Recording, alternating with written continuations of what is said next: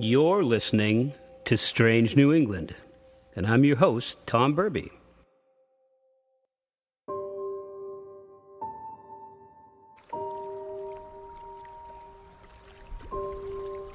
It is dusk of a late summer day, and you're standing quietly on a shoreline. There are bits of gnarled tree roots washed ashore here and there, pebbles, small patches of mossy green vegetation at the lip of the water. The long vista you're observing is a mixture of green and gold and blue, with the orange red of the setting sun casting long shadows over the water of the quiet lake. There are trees as far as the eye can see, covering the rolling hills. If you stay very still and listen attentively, you might hear the sound of people laughing at their camps, of an outboard motor slowly cruising along in the rapture of the moment.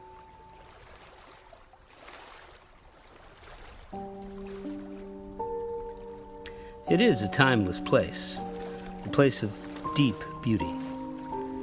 People might work hard and save for years for a moment such as this, far from the crowded city, a place where it seems the angels might come to play.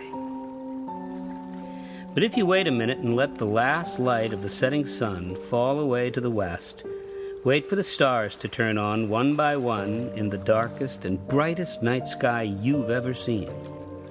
If you listen for the long, lonesome call of the loon and feel the night air grow colder, you might also hear the sound of people, of cars, of tractors and children laughing, of radios on front porches and dogs barking. You have to hear it with the soul's ear, but if you listen, the sound is there. For this is a place where memories linger, a place that, if not haunted, is certainly trying to be.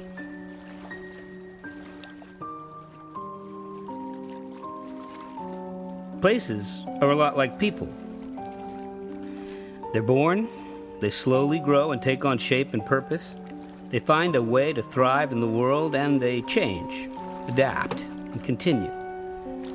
But some places, a very few, like people, die.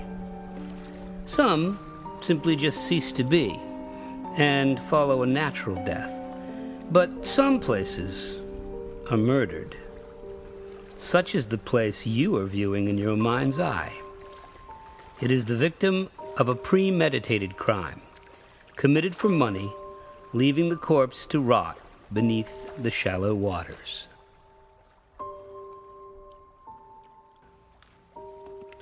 This is Flagstaff Lake, the fourth largest lake in Maine, a state with over 6,000 of them. But before the 1950s, this 20,300-acre lake didn't exist. Before that, there were the towns of Flagstaff Village and Dead River Plantation, among others, home to families, houses, stores, farms, schools, and churches. Children laughed there. The seasons ran their courses. People fell in love, married, grew old, and were buried there. Life was anchored in this place. This was home. Today, it's an extremely shallow man-made lake, and below the waters, that's where the memories linger. You can almost hear them, if you have an imagination. People needed power to drive the future. Factories, farms, and businesses all were bursting to grow into something more, to bring jobs and prosperity to even the most far-flung and isolated residents of the land. Electricity was on the minds of everyone who witnessed its possibilities in the few places in America where it was generated. Like so many emerging technologies, it became a revolution, and like many revolutions, there would be casualties.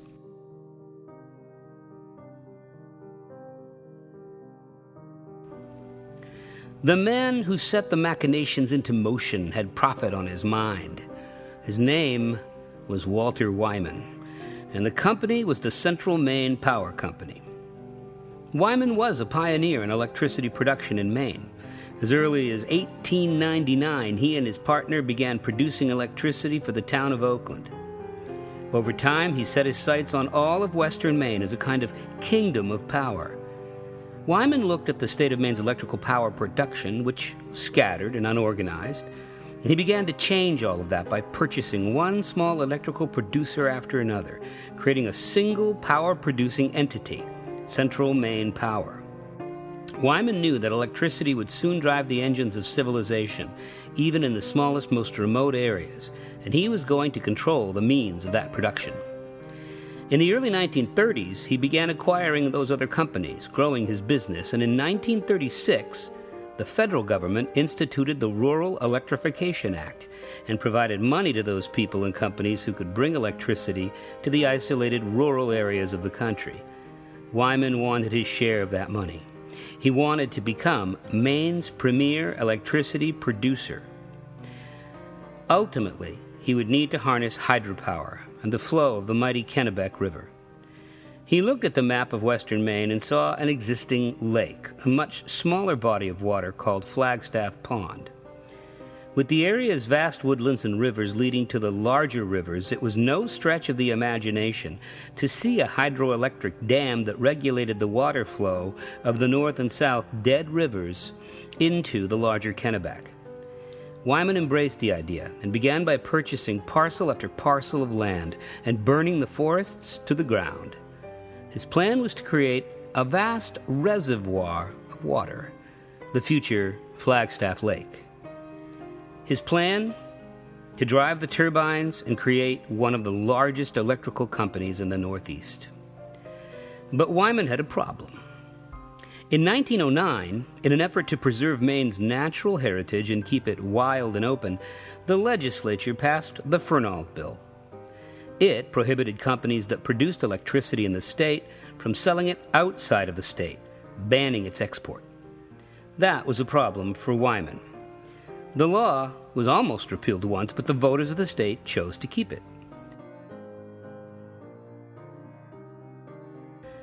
Frustrated, he didn't let the Fernald Law stop him from building the capacity for power generation in the state, even while building the largest hydroelectric dam in the Northeast, the Wyman Dam at Bingham.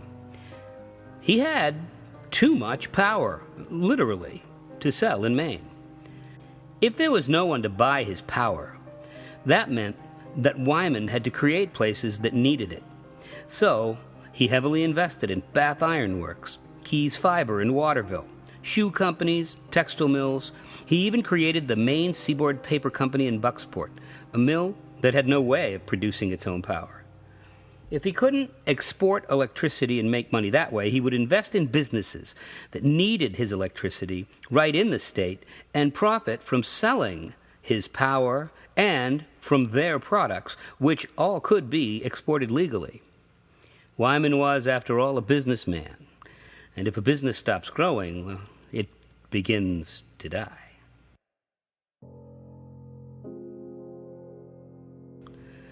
But what of the towns of Flagstaff, Bigelow, and Dead River Plantation?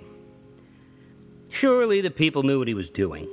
I mean, they saw the smoke from the fires, talked to the people who sold off their land, understood that change was on the horizon and it was coming to take something essential away. Central Maine Power sent letters, went door to door, applied legal pressure where it was needed to get things moving, and soon people began to succumb to the idea that their town was going to be taken from them. First, it was a farm here, a home there. But then businesses sold out, and larger pieces of land were owned by the company. The towns were dissolved. Most folks took the money and moved away to places like Eustis. Some even had their homes transported like mobile homes to their new place, and they dug up their dead and put them somewhere else. And some few people continued to hold on and refused to take the power company's money for their homes. In the end, many of these people simply lost everything because, with their permission or without it, Walter Wyman and his company would have their way, as they always did, eventually. In July of 1949, about 300 people met in the village one final time before it was all taken from them. As they met, they were surrounded by an empty forest of tree stumpage, all cut and removed, so that the reservoir for the nearly completed Long Falls Dam could be free of debris, as it created the largest man-made lake in the state of Maine. They must have been quiet. Their past was being taken from them, even if they had already cashed Wyman's checks. The outskirts were already empty, the buildings all future ghosts just waiting for the inevitable. The school had already been razed to the ground.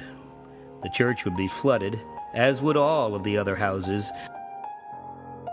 underwater and lost to their sight. There was nothing to celebrate. It was like gathering together for a kind of execution, and within a year, everything would be gone. In 1950, the Long Falls Dam was completed, and the last people in the villages and towns witnessed the rising waters. It was a slow death, they say, as it took weeks for the waters to fill the 20,000 acres.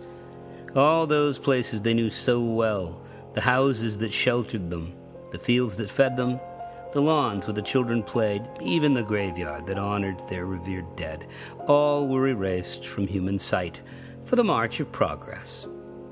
In order for Walter Wyman to provide the power that would eventually be exported from Maine to Boston and places south, this quiet rural place would need to go, and with it, the heritage of hundreds of ordinary people without the money that bought influence.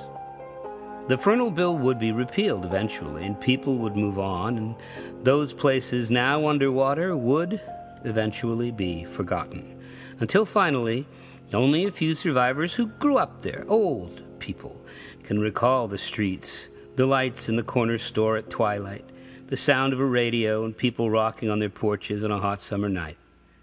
They say that Benedict Arnold, on his march to Canada, stopped at this place and put up a flag. And when he left, the Flaggstaff remained, replaced by a trapper who found it. From that moment on, there'd always been a Flagstaff in the town. It was its namesake.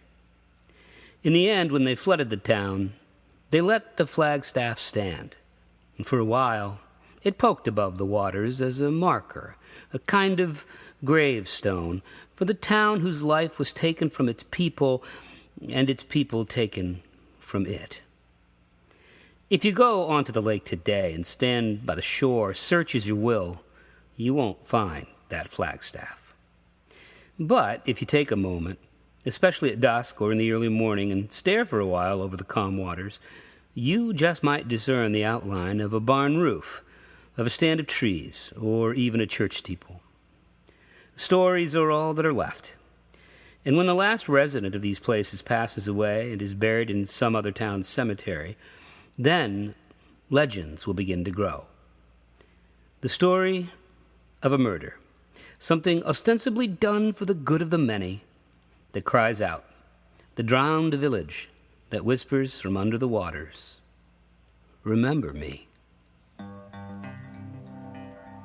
You've been listening to Strange New England.